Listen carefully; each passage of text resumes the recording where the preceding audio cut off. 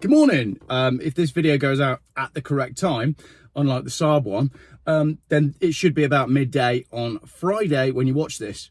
We're actually in the USA for some of these articles because some of this stuff you might not have seen in the UK. There's a few things I want to talk about. Some of them are quite funny, some of them are not. Volkswagen ID 3 horsepower going on subscription. Some Lamborghinis that have been seized in London. We've got, what else have we got? We've got the Dodge Durango Hellcat that I want to talk about because it's hilarious. A man in Florida swapping a Ferrari F40. And the 2026 Dodge Charger. I want to talk a bit about the Chinese, their ships are not being targeted by the Houthi militia, which is interesting. And then we're going to conclude with the guy that lost his wallet, not a Jaguar owner. So let's kick off with this Volkswagen one. Volkswagen's UK division is locking ID3 horsepower behind a subscription. Have you heard about this one? I don't know why I haven't seen this in the UK news yet. ID3 Pure buyers in the UK can pay the equivalent of $22.50 a month to unlock 20 horsepower or $879 to have it permanently. So we're now moving to a subscription model for your horsepower on your car. Can you imagine that back in the day, like going to BMW with this 530D and BMW saying, oh, it's got all the capabilities to have an extra 20 horsepower. We just need to log on the system and click yes in a box and then you've got it. How odd is that? I can understand why manufacturers are heading there because they're desperately looking for ways to get more money out of people. But I just find the whole thing concerning. It's a little bit strange. So yeah, basically Volkswagen UK advertises the car with 168 horsepower on the website, and then an important information button reveals the details in the fine print, where a disclaimer notes that the engine power is 148 as standard, but it's 168 if you activate the optional power upgrade for a fee. That's where we're headed, isn't it? I just find that really strange. I've not got too much more to say about that. I just find that really odd. Speaking of odd things, right, you've probably seen this one in the news. £9 million in cars, including 2 purple Lamborghini Aventadors, seized in London driving crackdown. In one weekend, 72 vehicles were impounded over issues such as dangerous driving and lack of proper insurance. Let's try to do this one in a politically correct way. People from extremely wealthy countries that often have very strange records with human rights and ethics ship their cars to London, which is a third world country full of poor people, to drive them really, really fast on London streets. I don't understand it. A collection of high-end supercars, including 2 purple Lamborghini Aventador SVJs, were among those seized in an operation in London this past weekend. According to a report by the Motor Insurers Bureau, the operation targeted dangerous driving and uninsured motorists. In just a couple of days, 72 cars worth £7 million were taken off the streets. The Motor Insurers Bureau says the crackdown was initiated after an increased concern by the public over visiting motorists who drive recklessly and are unfamiliar with UK insurance laws.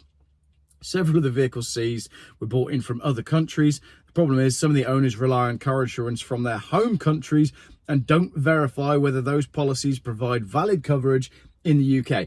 If you ship your car in from Dubai, chances are you're not insured when you get to the UK. The Lamborghinis were flown into the UK so the owner could enjoy them while on vacation. Both were uninsured. One driver was only in the country for 2 hours and had been driving for 15 minutes when the car was seized. And the other cars in the photos are a Ferrari 812, a Ferrari 296, a Mustang Shelby GT500, and an AMG G63. I don't fully understand this whole ship your cars into London to show off thing. I really don't. There's so many better places that you could drive. There's so many better roads that you can drive from. But I think it sort of says what most of the supercar scene is really all about. The fact that they have to ship them into London and not take them to places where there's like much better, roads to drive on. So that's that one. Anyway, let's go back to the USA for this one. We're not in Dubai or London. The Dodge Durango SRT Hellcat escapes death row with a 2026 jailbreak edition. There's a jailbreak edition of the Dodge Durango SRT Hellcat. Just take a look at the pictures of this. Despite everything I just said about ridiculous supercars, the supercharged SUV was only intended to be a one-year exclusive, but because people really like it, they've decided to keep making it. It's a 6.2 litre V8. The jailbreak program dramatically expands the customization options on offer. The automaker generally waits toward the end of a vehicle's production run to initiate this, as it requires a skilled and experienced crew on the assembly line to cope with the added complexity. According to the automaker, customers will have the opportunity to create more than 6 million different unique builds with the selections on offer.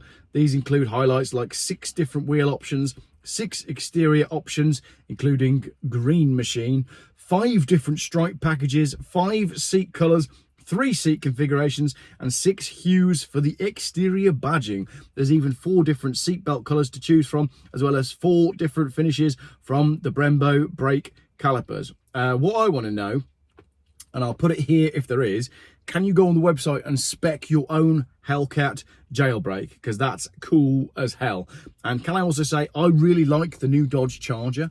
Obviously not with an electric powertrain, but they are doing a 6-cylinder. More on that one coming soon. Right, next up, this is an interesting one. Man in Florida swaps his Ferrari F40 for an Ineos Grenadier and $2.4 million. The Ineos dealership sold the F40 one day after it was traded in for the off-road ready SUV. That actually makes a lot of sense, because a Ferrari F40 is extremely valuable, and depending at what point he bought it, maybe he just wanted to release some cash. Maybe he saw the oncoming collapse of the Western world and thought, you know what, I don't actually want a £2.4 million supercar at the moment. I'd rather have an off-road vehicle and some spare money. So there's lots of people saying, oh, this is insane, why would you get rid of an F40? With the way the world is at the moment, why would you own a supercar? I don't know. So anyway, that's all that one is.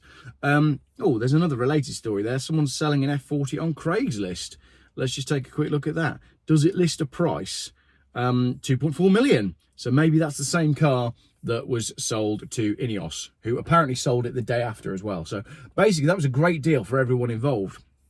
Next one. 2026 Dodge Charger 6-pack is finally here to do gas-powered donuts in your local parking lot. Dodge has announced the gas-powered version, petrol for us in the UK, alongside the electric Charger Daytona when the big coupe and sedan were revealed last March.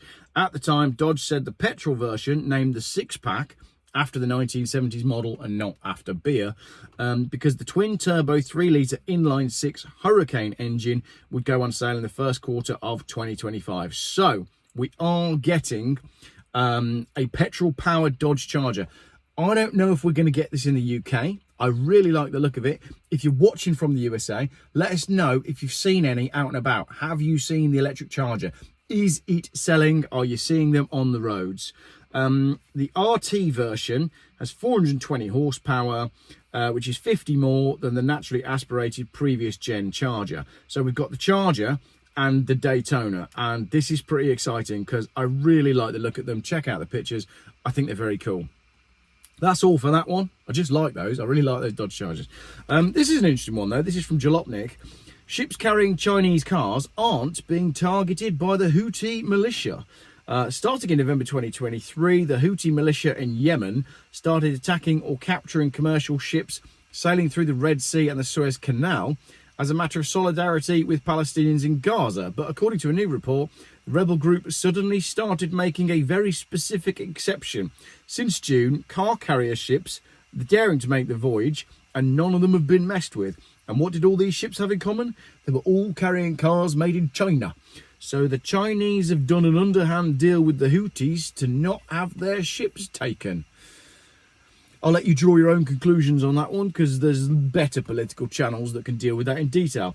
Last one, this one's absolutely brilliant. Ford worker's wallet found after a 150,000-mile journey under the hood of a Ford Edge. I read this story the other day, and you might have seen it online already, so I'll just paraphrase it. But basically, there's a chap that was working on the Ford production line in 2014, and he lost his wallet. They searched everywhere. They even searched the car that he thought he might have dropped it in. Then, 11 years later, the car, a Ford Edge, goes in for a transmission service, and the guy that is trying to refit the air filter housing can't fit the air filter housing because something's in the way, removes the air filter housing and finds a wallet. He manages to track down the owner of the wallet, and sure enough, it's the wallet that the guy lost when he was working on that car, when it was on the production line, when it was brand new. What I thought was really cool about this story, though, is the Ford Edge in which the wallet was found had 150,000 miles on the clock, and if I've read the article correctly, it was still owned by the same owner. So that guy bought a car brand new and kept it for 11 years and 150,000 miles, and that is what Geoff Buys Cars is all about, protecting and preserving a vehicle that you love. This is my BMW 530 diesel. It needs at least 2 sills for an MOT. It is only 77,000 miles, but I don't really want to keep it. If you're interested in my BMW 530 diesel and you want to take it as it is without me having to put an MOT on it, do get in touch and maybe we can make something happen. I've got plenty going on at the moment with other vehicles. I've still got my brown Volvo V70 Cross Country, which I love, and I'm going to do some work on this afternoon. I've got the Caddy pickup truck, and yeah, a few other bits and bobs tickling around at the moment as well. More videos coming up over the weekend, and of course the road trip video on Sunday night. Enjoy the rest of your day.